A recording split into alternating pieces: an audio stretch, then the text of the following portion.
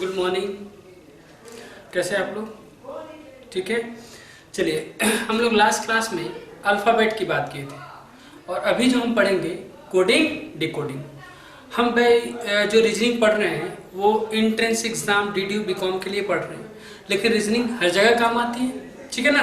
लेकिन जो हम बेस्ट टॉपिक बता रहे हैं वो DDU BCom एंट्रेंस एग्जाम की बता रहे हैं। क्लियर है ना? चलिए तो हम बात करते हैं कोडिंग डिकोडिंग। क्या लिखा है कोडिंग का? एक सीधा सीधा हिंदी में मैंने मतलब लिख दिया है, जरा देखें क्या लिखा। जब किसी अर्थपूर्ण शब्द को किसी विशेष नियम के अनुसार अर्थविहीन शब्द में बदल दिया जाता है तो यह क्रिया कोडिंग कहलाती है। यानी कोई अर्थपूर्वक बात है, कोई अर्थ जिसका ऐसा शब्द जिसका कोई अर्थ मीनिंग निकलता हो और उसको बदल दिया ऐसे किसी शब्द में जिसका कोई मीनिंग ना निकलता हो, लेकिन ये जो बदला जाता है वो किसी विशेष नियम के हिसाब से बदला जाता है। क्लियर? चलिए आगे देखें। डिकोडिंग क्या है? जब किसी अर्थविहीन शब्द को किसी विशेष नियम के अनुसार किसी अर्थपूर्ण शब्द में अगर बदल दिया जाता है तो उसे डिकोडिंग कहते हैं।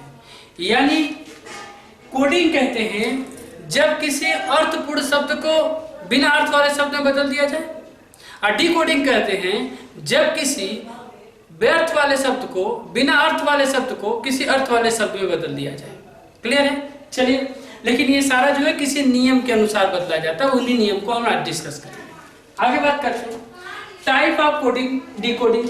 कितने तरह का type of coding decoding. Coding decoding समझने के लिए मैंने टाइप से डिस्क्राइब कर दिया। देखिए क्या लिखा है, लेटर टू लेटर। पहला coding decoding letter to letter, दूसरा letter to digit, letter to digit. और आगे की बात करते हैं common coding decoding, common coding decoding. तो कॉमन कोडिंग डिकोडिंग की बात हो गई। अगला हो गया letter to symbol, letter to symbol, letter to symbol, letter to symbol की। और आगे की जो बात करते हैं word to word, word to word. Clear है? आगे बढ़िए। लेटर टू लेटर, पहले लाइन लिखा है लेटर टू लेटर, और अब हम समझेंगे लेटर टू लेटर। तो लेटर टू लेटर में भी दो बांट दिया, बहुत इजी वे में समझ में आता है इससे। तो लेटर टू लेटर में भी दो बांट दिया। इसके अंतर्गत दो तरह का प्रश्न पूछा जाता है। कितने तरह का? दो तरह का प्रश्न पूछा जाता है। पहला बेस्ड ऑन नंबर, एक नंबर के आधार पर, दूसरा बेस्ड ऑन पोजीशन, दूसरा पोजीशन के आधार पर। तो हम बात करेंगे सबसे, अब हम क्वेश्चन भी प्रैक्टिस कर लेते हैं। पहला लिखा है अंग्रेजी वर्णमाला में यदि रोज को SQVI लिखते हैं तो लीफ को क्या लिखेंगे? ठीक है ना? देखिएगा कह रहा है अगर ROSE रोज को आप लिखते हैं SQVI तो उसी सेंस में LEAF लीफ को क्या लिखेंगे? ये क्या लिखेंगे? अब हम इनके बीच में रिलेशन बनाते हैं। ये रिलेशन कई तरह से बनता है। क्लियर? ये रिलेशन कई तरह से बनता है, लेकिन हम अपना जो ऑर्डर ले चल रहे हैं वो इंक्रीजिंग ऑर्डर में पहले ले चल रहे हैं। क्लियर? पहले ये वाली टॉपिक बता दें, फिर दूसरी बताएंगे, फिर मिक्स करके बताएंगे, फिर ये बताएंगे कि कैसे हम लोग इसको आसानी से पहचान लें। चलें, देखिएगा यहाँ E के बाद S लिखा हुआ है, यहाँ R के बाद S लिखा हुआ है। R के बाद S दिख रहा है तो R के बाद S पहले ले आके चेक करते हैं क्या 1 का अंतर है क्या? जी हाँ। O के बाद Q का तो क्या होता है MNOPQ, यानी 2 का दूसरे नंबर पर Q आ गया। अब S के बाद जरा ये देखिए इंक्रीजिंग ऑर्डर में चल रहा है क्या? V, देखिए 3 का अंतर है क्या? STUV,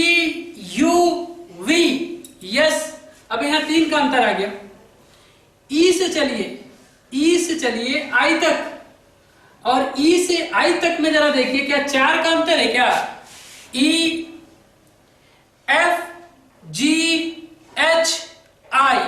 चौथे पे आ रहा है तो यहां हो गया 4 का। अब ये ऑर्डर चेंज हो रहा है, यहां भी ले आइए तो इन सब में जो है 1 2 3 4 का अंतर है। यहां भी वही देख लेंगे, है ना? तो यहां देखेंगे L के बाद यहाँ 1 जुड़ा हुआ था, इसमें भी हम क्या जोड़ देंगे 1। L के बाद क्या आता है M। E में भी 2 जोड़ेंगे क्योंकि यहाँ भी 2 जुड़ा हुआ है, तो यहाँ भी 2 जोड़ देंगे। E के बाद F G आ जाएगा। और A में भी 3 जोड़ देंगे तीसरे अक्षर पर, तो तीसरे पे क्या हो जाएगा, A के बाद B C D, D पर आ रहा है, D पे रोक देंगे। ठीक है, अब F के बाद आपका आ जाएगा, ये हो जाएगा आपका F में 4 जुड़ेगा क्योंकि लास्ट वाले में 4 जुड़ा था, F में भी 4 जुड़ेगा।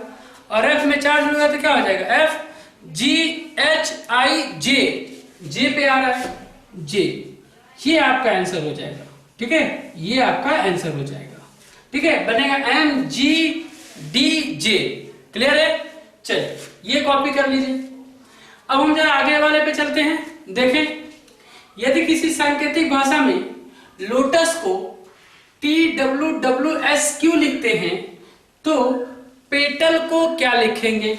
चलिएगा, मैं लिखता हूं LOTUS, लोटस को लिखते हैं TWWSQ। जरा देखेंगे यहां क्या है, S के बाद जरा T दिख रहा है, U के बाद अंतर करके V के बाद W दिख रहा है। जरा देखिए दिखता है क्या ऐसे, यहाँ 1 का अंतर आ रहा है, S के बाद T, यहां देखिएगा 2 का आ रहा है, UV है ना, U के बाद VW आगे। T में जरा देखिएगा, T में 3 जोड़िए, देखिए W आ रहा है क्या, TUVW आ गया जी, 3 आ गया, 3 पे W आ रहा है। तो बट अब ये से 4 पे जरा चेक करिए, मैच कर रहा है क्या, 4 पे मैच कर रहा है क्या, OPQRS चौथे पे आ रहा है। क्लियर? तो ये हो गया 4। अब भाई ये देखिए 5वें पे आ रहा है कि नहीं, तो ये हो गया L के बाद Q, NOPQ है ना, L के बाद क्या आता है, L के बाद MNOPQ 5वें पे आ रहा है, तो ये हो गया 5। अब हम इसी ऑर्डर में इसको लिख लेंगे PETAL। तो L में 1 जोड़ेंगे, L के बाद क्या आता है LM, और A में यहां 2 जुड़ेगा 2, तो B के BC C पर आएगा, और T में 3 जुड़ेगा, क्या हो जाएगा TUVW W पे आएगा, और E में 4 जुड़ेगा तो क्या हो जाएगा FGHI, तो ये I हो जाएगा, और P में 5 जुड़ेगा तो क्या हो जाएगा PQRSTU, U पर आ रहा है तो U लिख देंगे। ये आपका आंसर हो जाएगा, ये आपका आंसर हो जाएगा MCWIU। क्लियर है? अब जरा इसको देखेंगे, लिखा है हैंड को केसज लिखते हैं, KESJ लिखा है, हैंड को केसज लिखते हैं KESJ। तो इसी ऑर्डर में DARK, डार्क को क्या लिखेंगे? अब इसके बीच में जरा रिलेशन बनाइए, ये हैंड को केसज लिखते हैं तो डार्क को क्या लिखेंगे? जरा देखिएगा, कुछ रिलेशन बनाते हैं, देखिए कुछ बनता है क्या ऑर्डर में। H के बाद K, जरा बना के देखिए कुछ बन रहा है क्या। H के बाद कितने नंबर पर आ रहा है K? HIJK 3 नंबर पर, तो 3। A पर जरा देखिए, A से आगे आइए, देखिए 4 पर आता है क्या, अगर 4 पे आता है या 2 पे आता है तो फिर देखते हैं क्या मैच करते हैं। तो A के बाद BCDE 4 नंबर पर। अब उसके बाद हम आगे बढ़ते हैं, N के बाद देखेंगे क्या 5 नंबर आता है क्या, अगर एन पे 5 नंबर आता है तो देखेंगे N O P Q R S G S. ओहो, मैच तो कर रहा है, ऑर्डर में जा रहा है। क्लियर है? आगे बढ़ते हैं। डी के बाद अब हम यहां 6 ऐड करेंगे, देखते हैं होता है क्या, जे मैच करता है क्या। तो डी में 6 ऐड किया तो D E F G H I, D के बाद E F G H I, हाँ आई और 1 जे, 6 आ रहा है।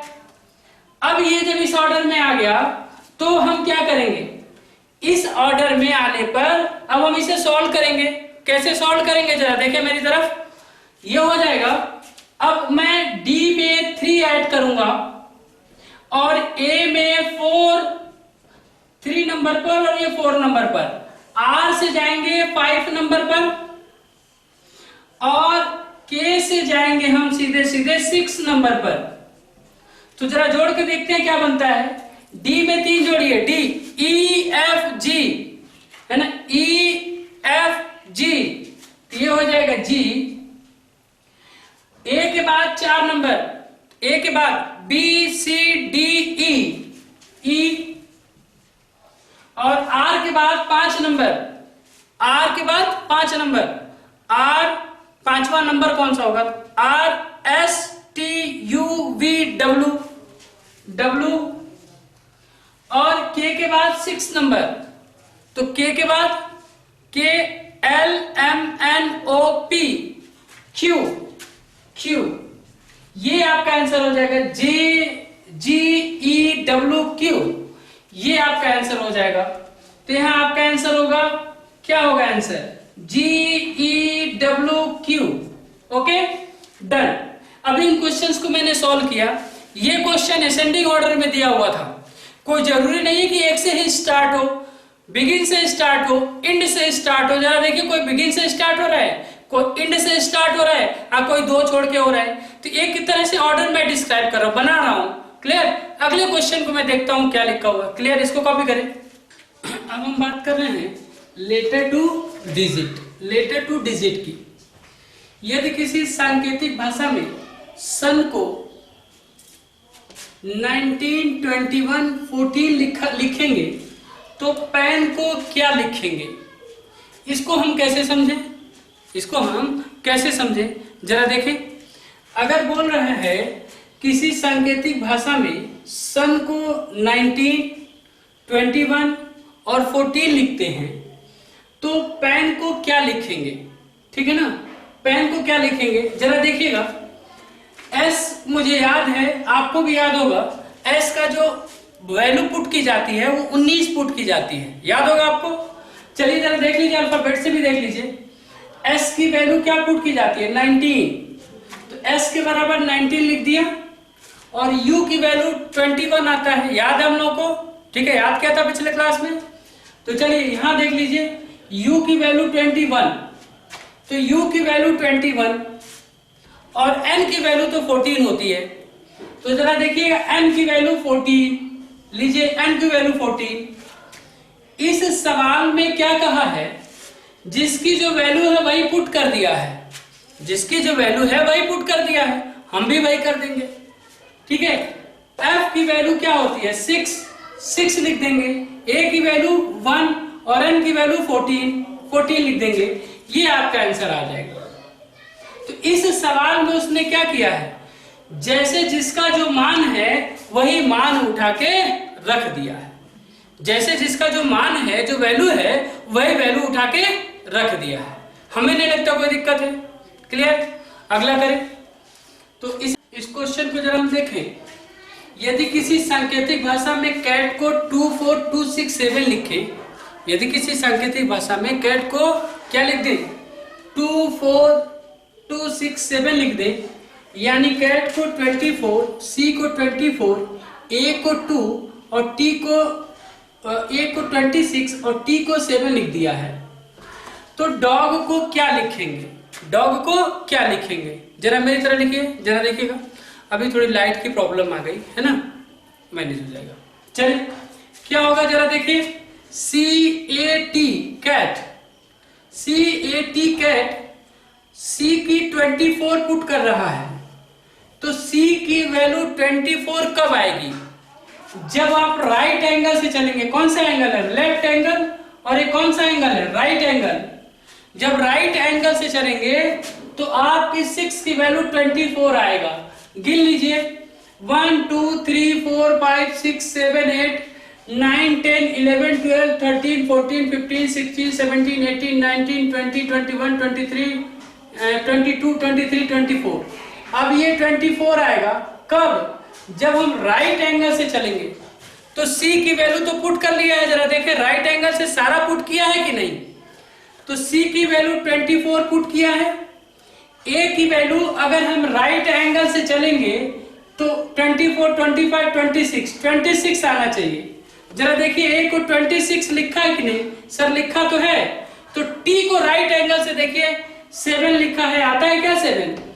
1 2 3 4 5 6 7, यस 7 आ रहा है सर राइट एंगल से।